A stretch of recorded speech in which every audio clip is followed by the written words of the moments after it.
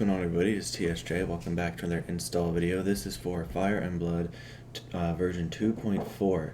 As I said in my last install video for Game of Thrones, which I believe was version 5.6 for the Game of Thrones mod, that one wasn't really relevant to House of the Dragon, the Game of Thrones spin-off that is happening right now. Fire and Blood, however, is. In fact, it was just updated, I believe, to include a lot of the characters that would be in that show. Now it was in June, so obviously before the show came out, but it's all the same.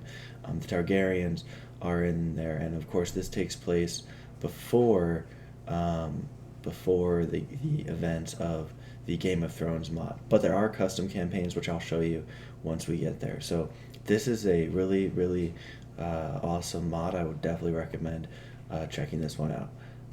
However, it is huge. It is 9.25 gigabytes. So I actually installed this overnight, installed it, went to bed, and then came back in the morning, downloaded it, right, and installed it in the morning because it's just such a huge file.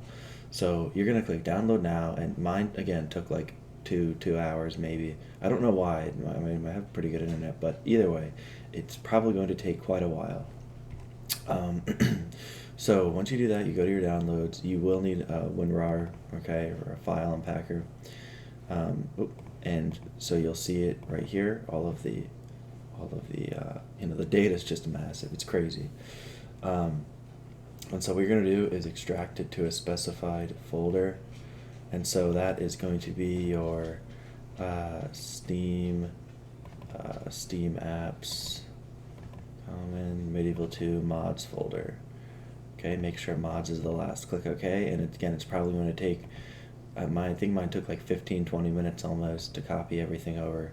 And so after that, you're going to go to Medieval 2, your mods, Fire and Blood. Now, you've seen this if you've watched my other install videos, or if you've installed other Medieval 2 mods before. You know there's this 4 gigabyte patch that you have to essentially utilize on your Kingdoms application and your Medieval 2, which, by the way, I kind of skipped this step because it's just kind of, I feel like this is probably pretty common knowledge at this point, but just in case, remember, you need to have a Kingdoms application in your Medieval 2 folder. So if you don't have that, copy Medieval 2, paste it into your Medieval 2 folder, and then you'll have Medieval 2 copy, right? And then you rename it Kingdoms.